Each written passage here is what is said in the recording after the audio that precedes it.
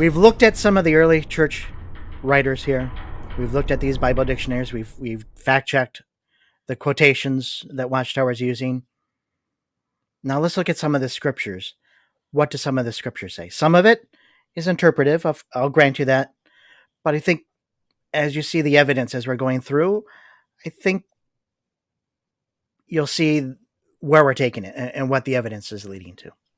And remember, evidence can be determined a lot of ways. Context can be determined a lot of ways.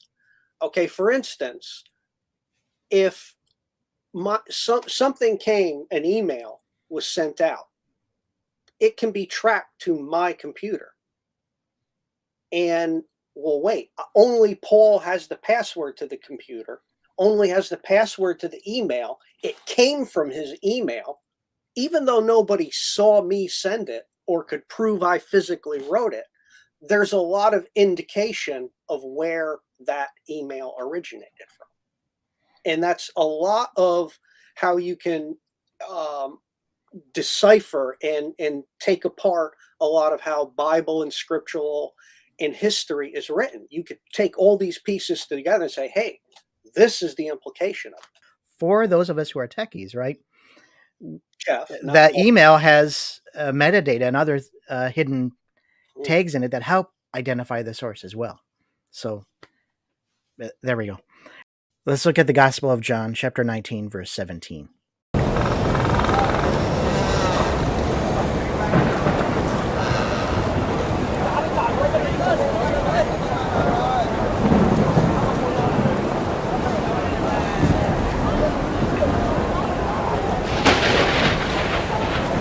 Carrying his own cross, he went out to the place of the skull, which in Aramaic is called Golgotha.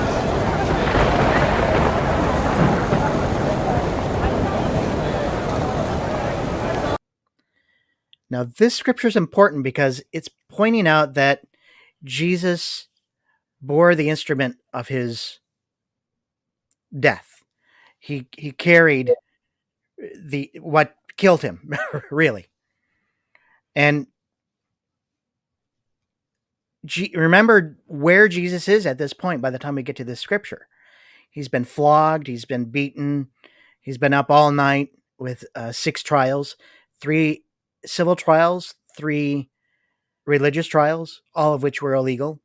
That's another subject for another time. And he's carrying this wounded. He's in a lot of pain.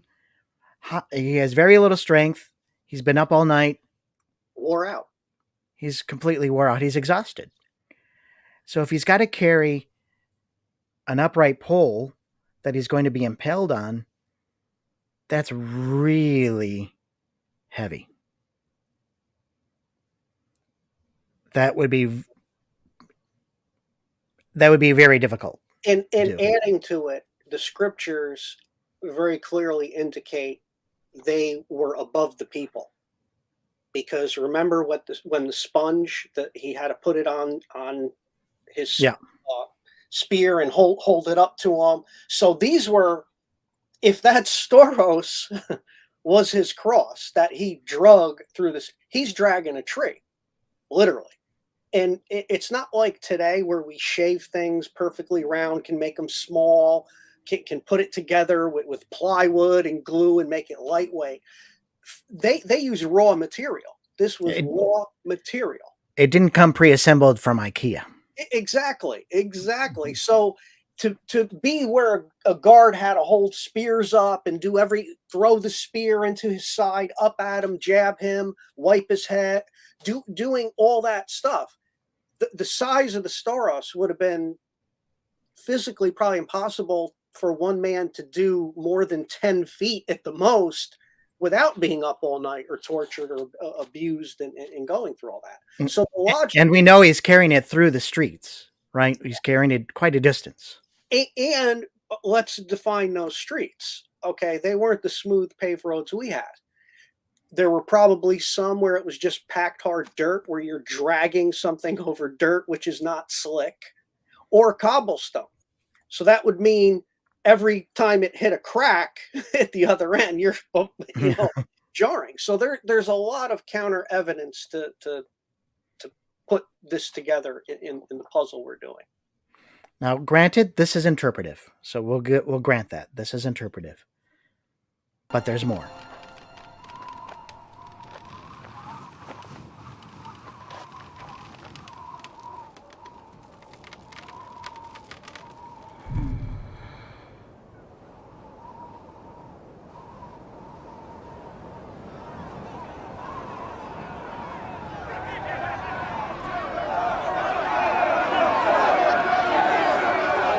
When they had crucified him, they divided up his clothes by casting lots.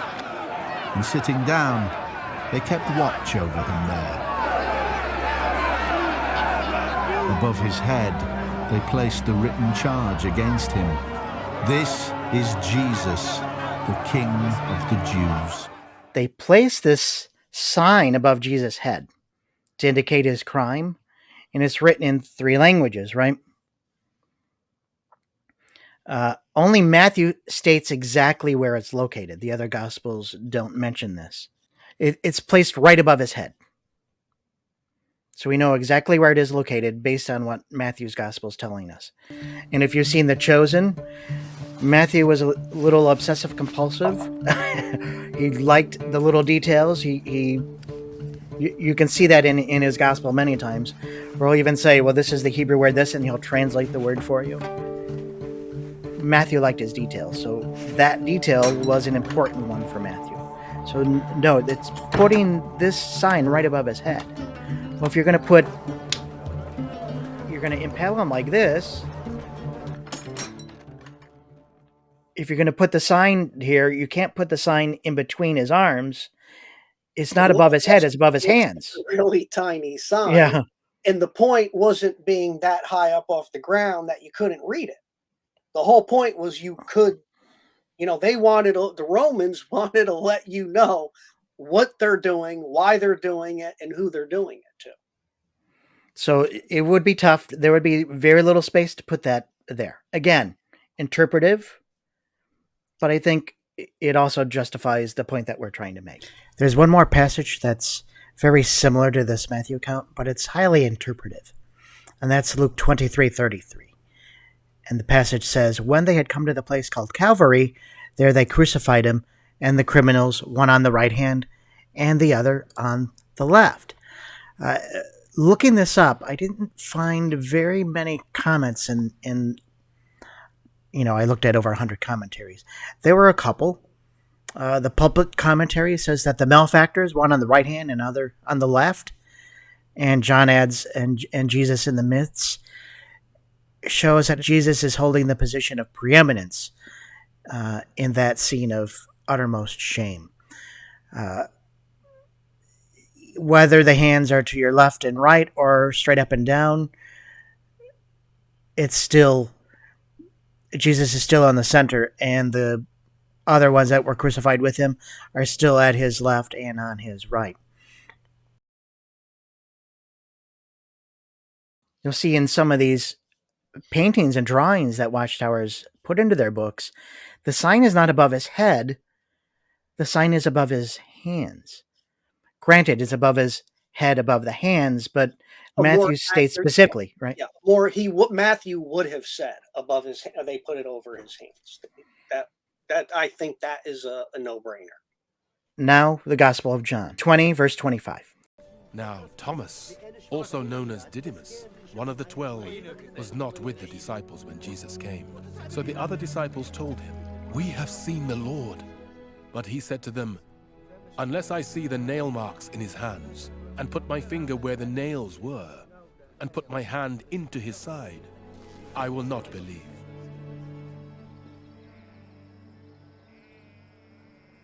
The Greek word for nails in both cases is plural. So if you're going to put nails in the hands, the way they have it drawn, they have it as a singular nail. So you would have to do it possibly this way, right? You'd have to, and then that puts the sign even farther up. It's possible, but I think the definite point that it says that there were nails supports the position that he was supported by nails, right? And even the Watchtower is, according to the slide, is showing one nail. Yes, so they're not saying like this. They're showing in their own pictures this. And it's funny. I've had this discussion with Jehovah's Witnesses. I have had it with my grandmother, actually, this one, and mentioned that. And the beauty of it is the New World Translation actually does, in their defense, translate it as nails. And that's what I said to her. Why are you making such a big, it says it right here, the nails, how many, and I showed her, and I remember because the Watchtower over years has had thousands of pictures like that. And she couldn't explain it. And notice it says specifically the nails in his hands, not just the nails in his hands and feet, the nails in his hands, right?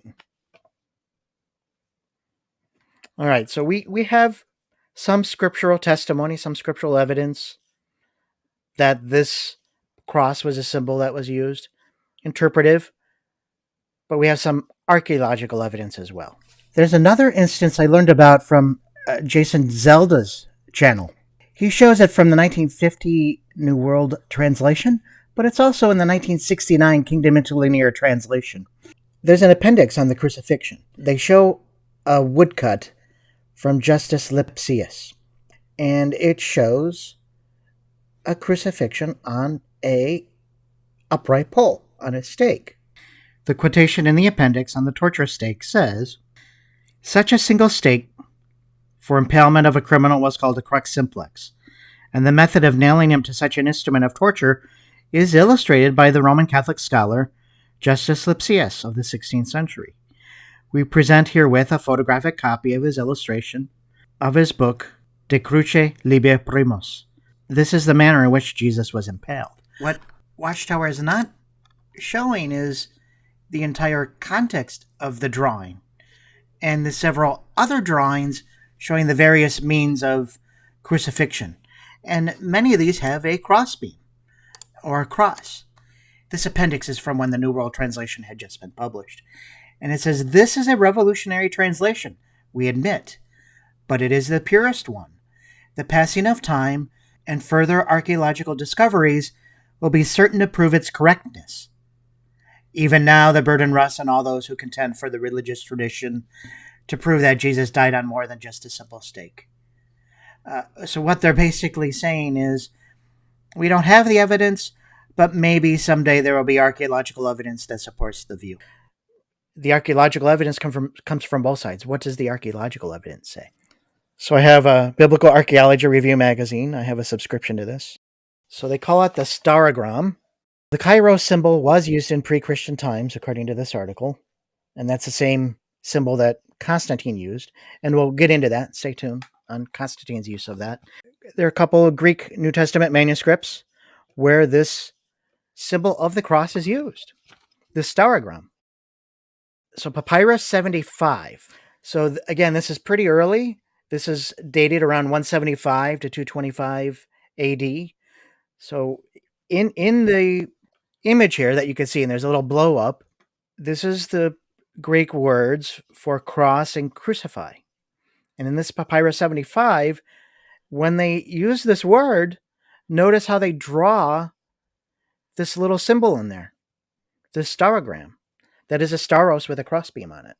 So this is an actual archaeological papyrus from the scriptures itself.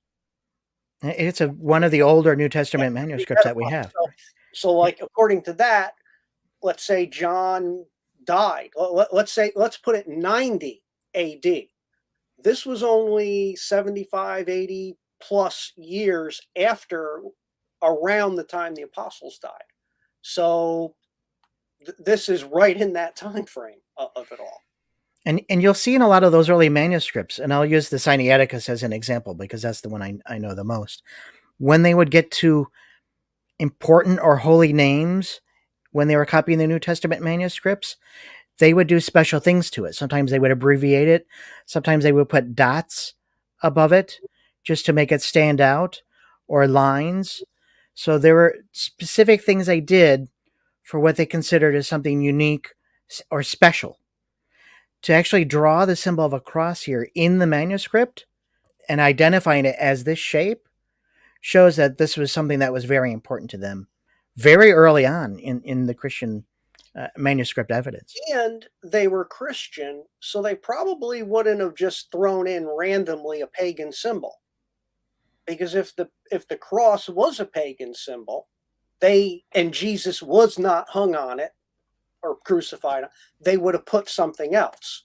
It seems like they acknowledged what the method, the instrument of death was.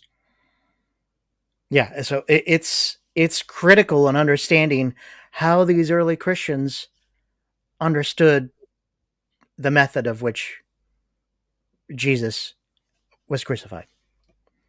So in Greek, in the early language of the church, the capital T, or the tau, as they called it, very much looked like the shape of a cross. And the capital Rho, the R, is written a lot like RP, so that's the Chi Rho. We'll get a little bit into that because that's what Constantine used. And we'll talk about Constantine's story of the cross in just a little bit. Stay tuned. So remember, crucifixion at the time, it was not viewed very positively. You know, it's identifying you as a criminal. And to have your leader, the one you are following, as one who was crucified on these things, it's probably embarrassing, right?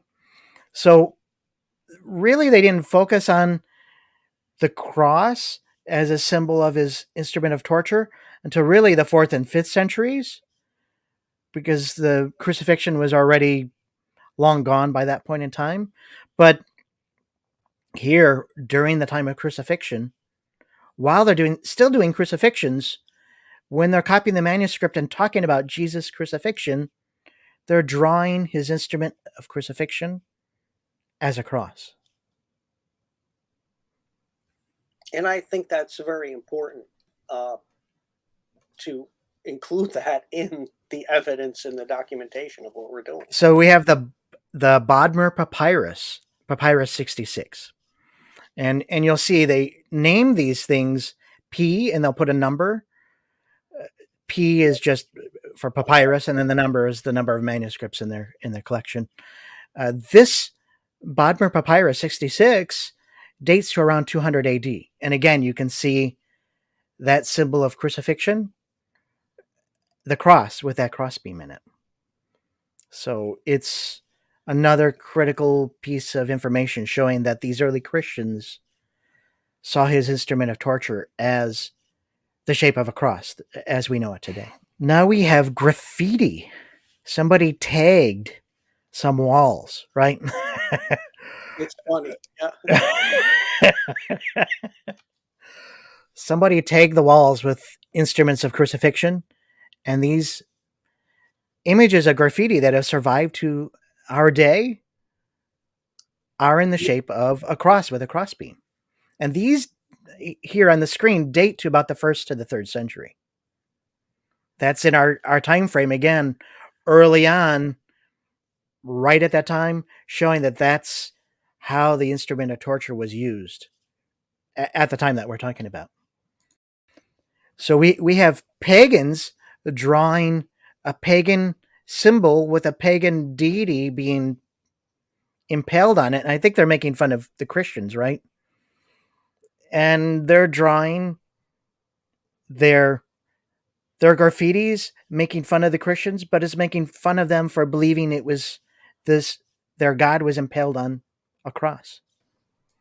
And so how's that expression go? Art reflects civilization. Art reflects society. Yeah. So what these teenagers, who knows, artists, whatever, street artists, whatever you want to call them, the graffiti is reflecting, it appears, of what was happening at the times. This other one is in the Palatine Museum in Rome, and it's etched on marble and limestone.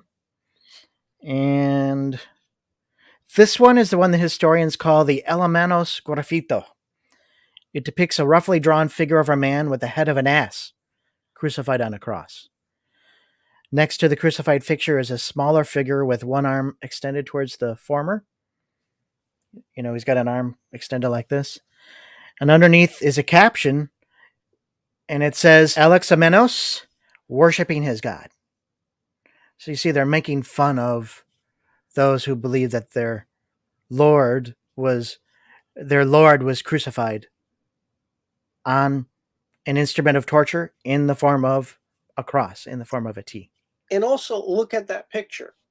Notice the one on the cross is higher, so that the one down below is pointing up, looking at him, going back to that large stauros to drag through the city.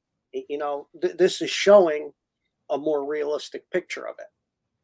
And again, it was the pagans who really killed him. Why wouldn't the pagans use a pagan symbol? I have to ask that again, And curious as to if they did the head of an ass, mocking that the king of the Jews rode through on an ass. Well, that's an interesting connection. It would be hard to tell from just that little drawing if they're making that connection, right? But it's a good possibility. Interesting. You see the Romans, the wealth, they would ride the finest steed. Here's the Jewish king coming through on an ass. And I'm as the Jews who turned Christians at that time knew very well, those scriptures and the prophecies were probably, pointing all that out. And in this case, they're probably pointing it out, and those who are hearing the stories made those connections possibly, and maybe that's why they drew it that way, or could have a relation to some of the pagan gods and goddesses that they believed and worshipped at the time, and were associating that with the Christ story and really making fun of it. So you had someone who took their time to tag this picture that's survived until our day. Where are you getting these gang related words from, Jeff? How do you know these gang terminologies? Tagging? I cannot reveal my sources. So here in the catacombs of Saint Demilla, and this artwork dates to around 150 to 200 AD. There's a piece of marble with a very early depiction of the cross, another early depiction of the cross, with also the symbol of the fish. That symbol of the fish was that early Christian symbol that they were also using. Now, again, to re-edify this, the cross became popular as the symbol of Christianity in Constantine's time, which was around the 300 AD, right? And we're going to get into that in a little bit, so don't give it away yet. Okay, but where I'm going with that for now is here prior to that, the cross was there. So the cross was prior to Constantine. And that's very important to say now, too, for our discussion as we get in later. The cross was recognized before Constantine. And these crosses on the left are also dating around that same time period. They're just various examples of the shapes that were being drawn during this period of time, showing this instrument of torture in that form, in that shape. So there's really no question, I think, from an archaeological perspective, or even from these dictionaries, right, that the pagans who killed people with an instrument of torture used these pagan symbols, right? This is how they did their dirty deeds. There is some archaeological evidence of crucifixion. And they actually have a heel bone with a nail through it. And based on the position of the nail, and you can see it in the images here, how are you going to affix somebody to an upright pole, a stauros, or a cross at that position? There was, I believe, national Geographic or some society did research, and they got with the scientists, archaeologists, and all that in the program, and they actually showed. I seen it on not live TV, but on a moving television, that yes, that they found it, and that's what they were saying. See, this is how the Romans did it. Yeah. And when they impaled you, they did it. They knew what would hurt the worst. They knew what would hold you without your hand ripping, so you could hang longer. So these people were experts in what they were doing as far as crucifying somebody.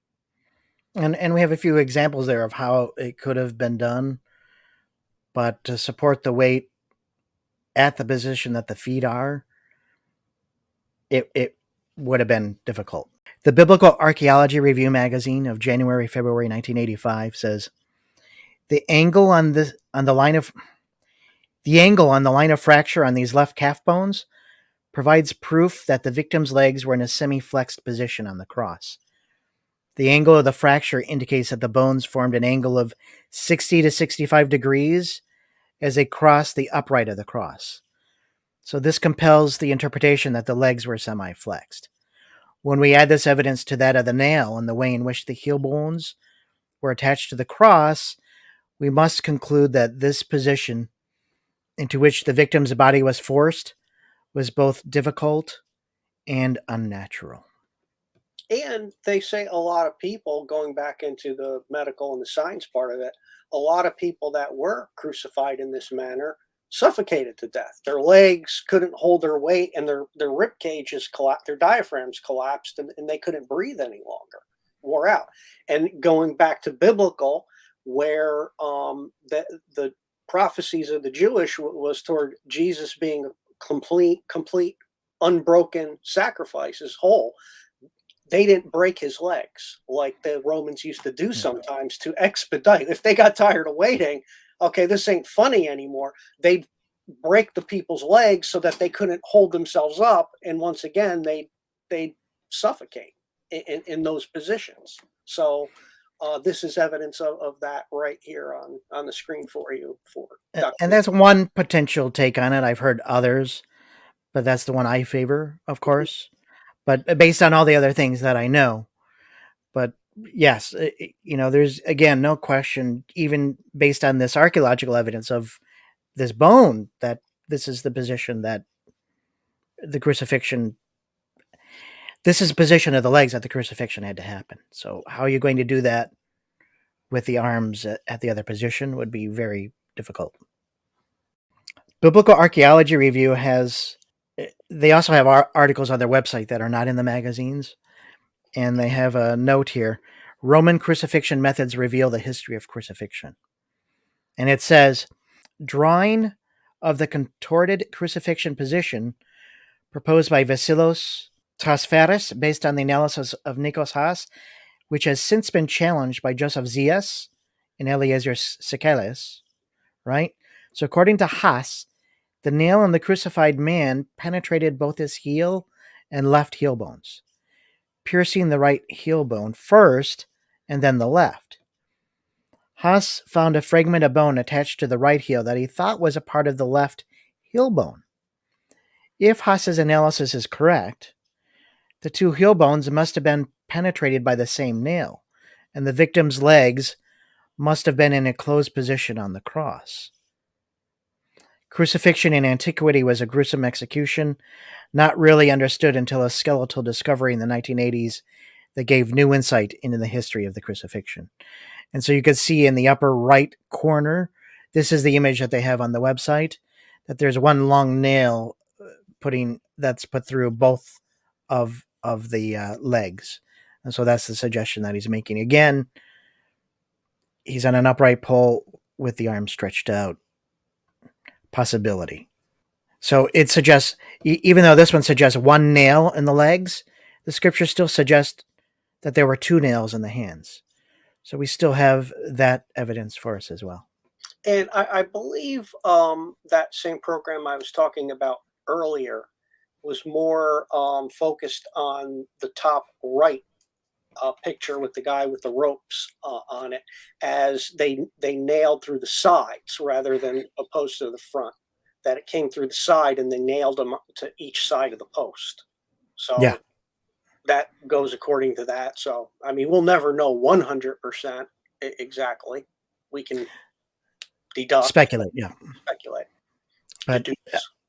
with our deductions, the speculation, the archaeological evidence, the graffiti, the scriptures, all of it gives the concept that it could be and is this particular symbol. From these early times, shortly after Christ and very shortly after Christ, this symbol is used. So yes, it was a pagan symbol that was used before that. There's no doubt about that. But again, it was pagans who killed them. But our archaeological evidence and our scriptural evidence is showing that there's support for this other shape.